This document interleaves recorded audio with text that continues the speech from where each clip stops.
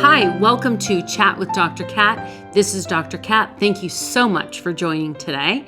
Today we're going to be talking about emotional floodgates. Now, I've talked about this before, but it deserves a replay. The reason why I'm saying this is because we see this all the time. The emotional floodgates that tend to open up. We see it in parents on school campuses. We see it within our friendships, within our emotional relationships, our partner relationships, these emotional floodgates that oftentimes people do not know how to deal with. And it's just because you're feeling a lot. And let me go over my theory with you. But first, remember, no fluff, no judgment, just real talk that leads to real change. As always, go to chatwithdrkat.com and put in any thoughts, feelings, suggestions. If you'd like to be a guest on the show, let me know. I'd love to have you. Emotional floodgates. So here's my theory. So you have a child, okay? You have a child and you love like you've never loved before.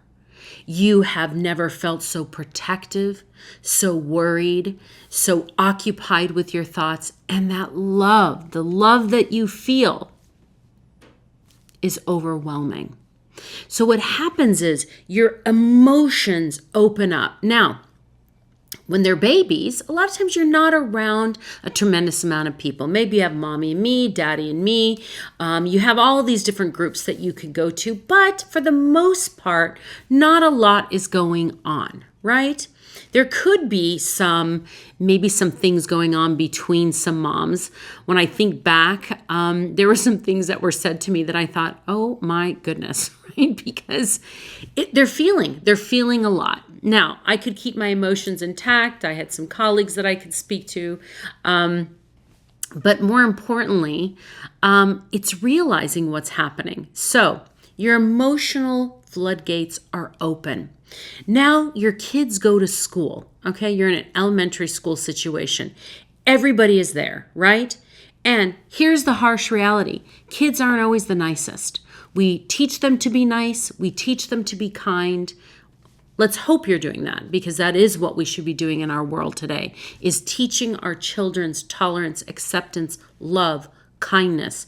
You know, that truly is the feeling of success with a parent if your child are all of those things. So you go onto a campus and you've got other parents that are feeling the same way. Kids are not as nice as they can be. And a lot of times it's because they're feeling a lot of emotions and learning things new every day. And so now you're dealing with parents that maybe aren't the kindest, or maybe they're emotional, or maybe your kid wasn't nice to my kid. So now you're fighting with that one. Okay? So all of these emotions are happening. And for some reason, everyone feels we're supposed to deal with each other's emotions, make each other feel better, make each other jump through hoops. I remember one of the things that was so emotional at my daughter's school was allergies. Now, we're going to have another podcast on allergies, but allergies, nut allergies, strawberry allergies. There was a protein allergy. There were so many allergies. And I remember there was a couple of moms and dads and parents that stood out. They brought their cupcake for their child because they wanted to ensure the safety that that child was not going to be getting a cupcake that had been exposed to any of these things. But then I had the majority of parents, and again, this was just my experience, that wanted the room parent, the parent volunteer, to make sure that they brought a cupcake especially for their child that didn't have gluten, that didn't have peanuts, that didn't have blah, blah, blah. My whole thought was, why would you ever give that responsibility to anyone else? Why? We wanted somebody to make our point valid. We wanted somebody to make our child's allergy important. Okay, that's the emotional floodgates. Why are we having other people regulate our emotions or regulate what needs to be done? I highly recommend, if you have a child with an allergy, please Take care of that child's allergy. Bring the cupcake. Bring the snack. Find out what snack they're going to bring and make sure it's aligned. Don't always bring the cupcake if they're having donuts. If your child is if they're having ice cream, bring ice cream that child can eat so that they feel a part of it. That's what you can do. But instead, oftentimes we see it being outsourced into other areas where everybody else has to take care of it. Bring it back. And the reason why that happens is because our emotional floodgates are open. Now, it's interesting. Once our kids get to middle school, it starts to close a little bit because maybe we're not wanted around as much. Maybe there's not as many volunteer opportunities. And now we've got the preteen who's barking and biting at us that we weren't expecting. Now you go to high school, okay? You've got a full-blown teenager. And oftentimes those teenagers are seeking independence. They're seeking individuality. It's a time where oftentimes those kids, their friends are the most important.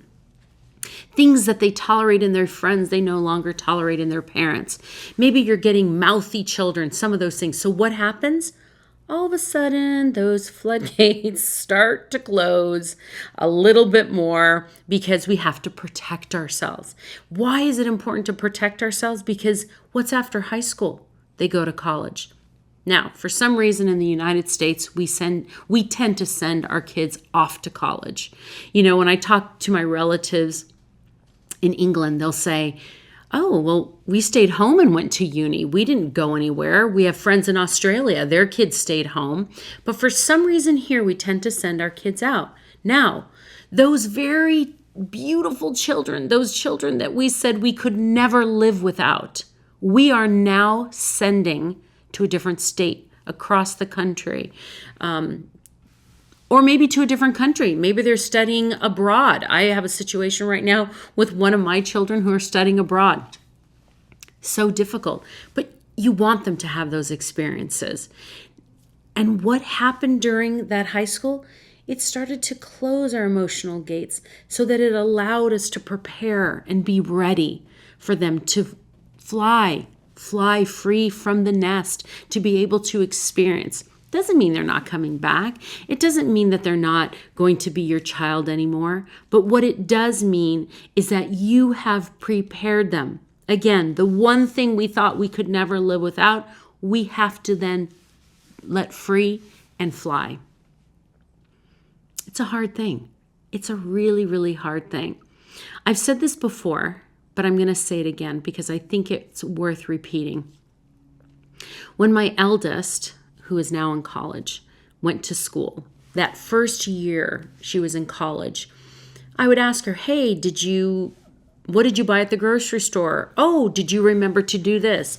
Remember, don't walk home alone in the evening. All the things that I know I had prepared her for, but those were my fears coming out. She snapped at me, which with my first, that was uncommon, not something that happened very often, if at all. And she said to me, she says, you just don't understand. I know what I'm doing. And she even said, you raised me to be like this. Why can't you trust that? I thought, oh my goodness. Okay, she's right. But this is what I said to her. You say, I don't understand. But here's the thing. I do understand. I have been where you're at. You have not been where I'm at. You have not given birth to a child, raised the child, gave your 100% devotion and dedication to this child. And now you're supposed to just set them off and go on their own. Give me a chance to catch up and be patient with me. I will get there. So I apologize if I made you feel as though I don't trust that you are independent and that I don't trust that you make good judgments. It's really more about me. And here's the funny thing. Those gates that close down to prepare me, when you go and drop them off at college, they open up again. Not as wide, but they open up, okay? Because we're feeling all these emotions. And it's okay. And it's okay. But this is why these things happen. And then, you see them go through life, and you will have these emotional gates open up quite a bit. And here's the flip side of it too. When kids are young, their emotional gates are open up as well. They've got hurt feelings, open mouth cry. They do all of those things.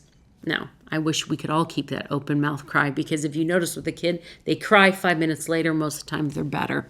And it's because they've allowed for that full emotional release. But they get into high school, and then the floodgates actually open up even more. When they get to college, they feel a lot more, but they're smarter. They're more, they are maybe fighting for the underdog. They want to get out there. They want to discover things. They want to make a life for themselves, while at the same time, going to college and not truly adulting. College is not adulting by any means. Then they get into their 20s, and they are living their life, working on their careers. They don't have as many friends as they used to, because they don't have as much access. It's now in their work environment. So they become more focused on all that, and their floodgates close down. And then when do they open it up? Is when they decide to have a child. Or maybe they decide not to have a child, but they're in a relationship. Floodgates open. So that's my theory. We go through life with all of that. And just remember, as a parent, when you have a young child going to elementary school, we're all in the same boat. Maybe at different levels, but we're all in the same boat. Let's be kind. Let's be kind to one another. This is Chat with Dr. Kat. I'm Dr. Kat. Thank you so much for joining today. Have a great rest of the day.